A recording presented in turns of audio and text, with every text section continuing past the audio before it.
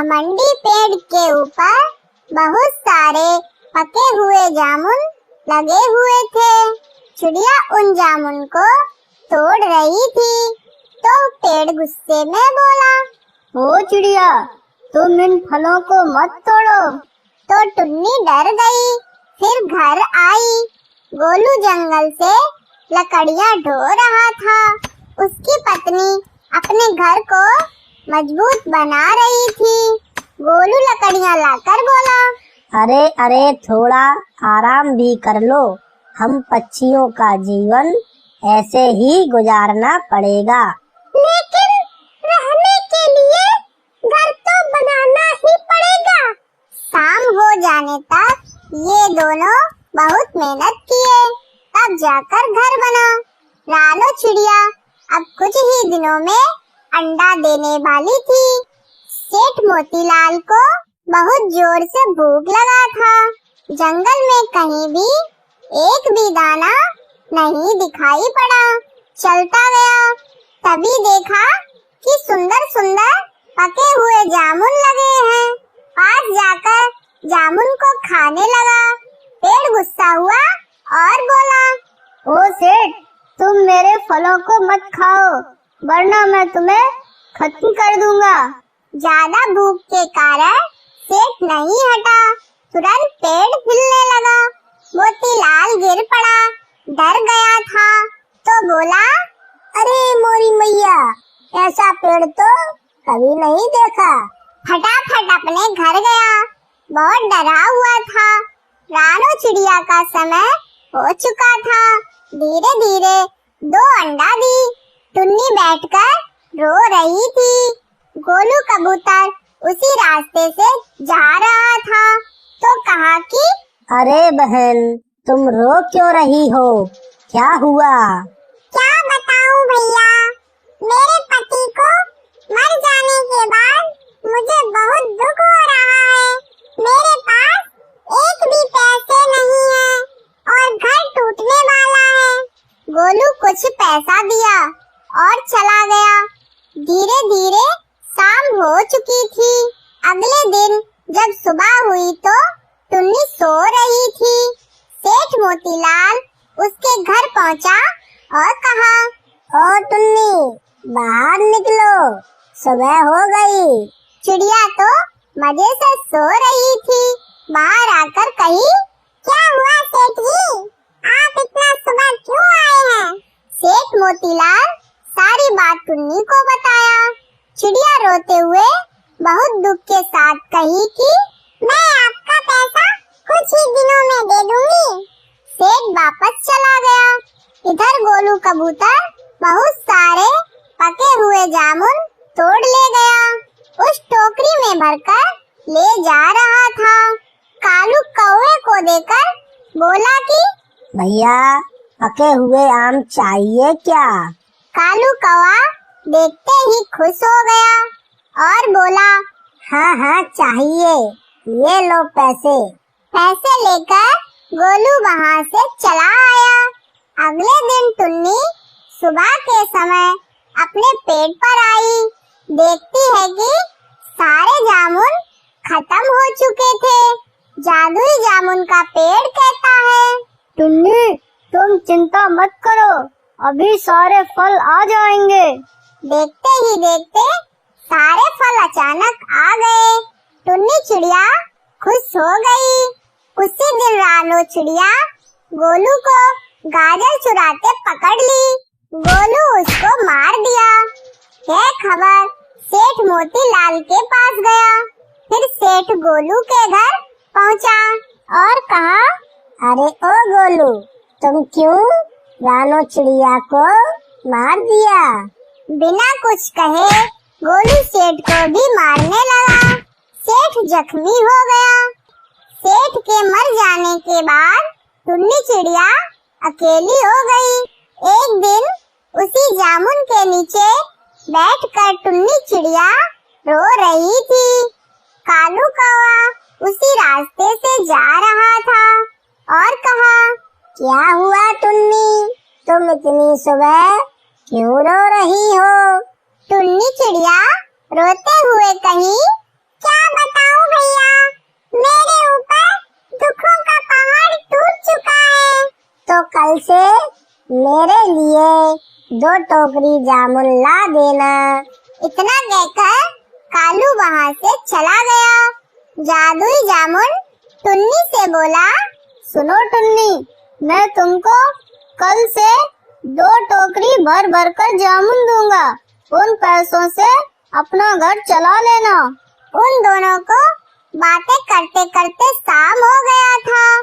टुन्नी अपने घर चली गई। सुबह होते ही गोलू जादुई पेड़ के जामुन तोड़ने लगा।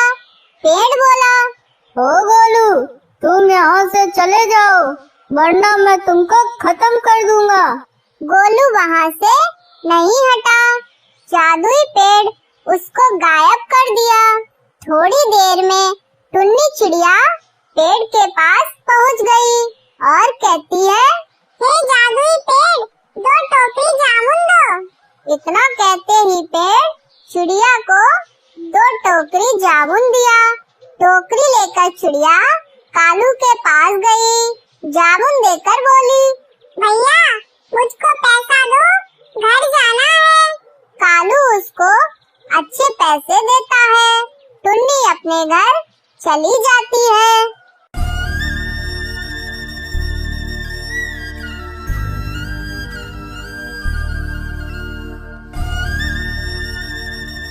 घमंडी लीची के ऊपर बहुत सारे मीठे ताजे फल लगे हुए थे। टुन्नी चिड़िया जंगलों में फल बेचने का काम किया करती थी। उसी से उसका घर चलता था। एक दिन सुबह होते ही सेठ श्यामलाल दाना चुनने निकल पड़ा। देखा लीची का पेड़ तो बहुत भरा हुआ था। मीठे ताजे फल लगे हुए थे। उसके पास गया और तोड़ने लगा तो पेड़ बोला, ओ सेठ, तुम इन फलों को मत तोड़ो, नहीं तो मैं तुमको नष्ट कर दूंगा। सेठ पेड़ की बातों को नहीं माना और लगातार फल खाता रहा। पेड़ हिलने लगा। सेठ नीचे गिर पड़ा और मर गया। उसी दिन गोलू कबूतर अपने घर को बना रहा था। उसकी पत्नी जंगल से सूखी लकड़ियाँ ढो रही थी। टुन्नी फल की टोकरी लेकर जंगल की तरफ चल पड़ी। कालू कौवा उसको देखा तो कहा, ओ टुन्नी बहन, आओ तू इधर, मुझको फल लेना है। चिड़िया उसके पास गई। दुष्ट कौवा उसके फलों को फेंक दिया और चला गया। मासूम टुन्नी वहीं पर रोने लगी। उसके ठीक सामने रानू चिड़िया का घर था। चिड़िया ने अपने घोंसले में 2 अंडे दिए थे। रोने की आवाज सुनकर बाहर आई। देखी तो टुन्नी थी। उसके पास गई और बोली, ओ बहन, तुम्हें क्या हुआ? अपना दुख मुझे बताओ। टुन्नी चिड़िया रोते हुए रानू को सारी बात बताई और रोने लगी। रानू चिड़िया बोली, चुप हो जाओ बहन, हम पक्षियों को ऐसे ही जीवन गुजारना पड़ता है। गोलू कबूतर और उसकी पत्नी दोनों मिलकर एक अच्छा सा घर बनाए। शाम हो जाने पर दोनों सो गए। अगले दिन जब सुबह हुई तो गोलू की पत्नी बोली, मैं जा रही हूँ जंगल में दाना चुनने के लिए। घमंडी पेड़ के ऊपर बहुत सारी लीचियाँ लगी हुई थी। जाते समय कबूतरी उन लीचियों को देखी तो बोली, वाओ, इतने ज्यादा फल, मैं इन्हें खाकर अपनी भूख मिटाऊंगी। पेड़ के पास गई और खाने लगी। घमंडी लीची का पेड़ बहुत गुस्सा हुआ और बोला, ओ पक्षी, तुमको पता नहीं क्या, इस पेड़ से कोई भी फल नहीं तोड़ता है। तुम कैसे चली आई? डर के मारे कबूतरी चकमा खा के गिर पड़ी। रानू और टुन्नी मिलकर एक अच्छी सी फल की दुकान खोले। घर बैठे बैठे गोलू परेशान हो रहा था। कहता है कि अभी तक सुंदरी नहीं आई, पता नहीं कहाँ रह गई। ढूंढने के लिए निकल पड़ा। रानू चिड़िया घर नहीं थी। दुष्ट कौवा उसके अंडों को फोड़ दिया। शाम होने पर चिड़िया घर आई तो देखती है कि उसके अंडे फूट चुके थे। बहुत रोने के बाद बोली, हे भगवान, तुमने तो देखा ही होगा मेरे अंडे को किसने फोड़ा है? रानू चिड़िया बहुत रोई। अगले दिन सुबह हुआ तो गोलू कबूतरी की पत्नी घमंडी पेड़ के नीचे मिली, बेहोश पड़ी थी। गोलू उठाकर घर ले गया। टुन्नी अपने दुकान पर गई और मीठे ताजे फल बेचने लगी। पके हुए आम ले लो, मीठे ताजे आम ले लो। कालू कौवा अपने घोंसले में बैठा हुआ था तो बहुत जोर से प्यास लगी। तालाब की तरफ चल पड़ा। भरे हुए लीची के पेड़ को देखकर कौवा बैठ गया। पेड़ तो बहुत गुस्सा हुआ और बोला, क्यों कौवे, तुमको और पेड़ नहीं दिखा क्या जो इस पर बैठ गए? बिना कुछ कहे कौवा वहाँ से चल पड़ा। तालाब के पास पहुँचकर पानी पीने लगा। अचानक उसी में गिर पड़ा। उसकी मौत हो गई। अगले दिन जब सुबह हुई तो गोलू कबूतर गुस्से में कुल्हाड़ी लेकर आया। घमंडी लीची के पेड़ को काटने लगा। लीची का पेड़ बहुत रोया, लेकिन गोलू रुका नहीं और पेड़ को काट दिया। घमंडी पेड़ का सारा घमंड चकनाचूर हो गया।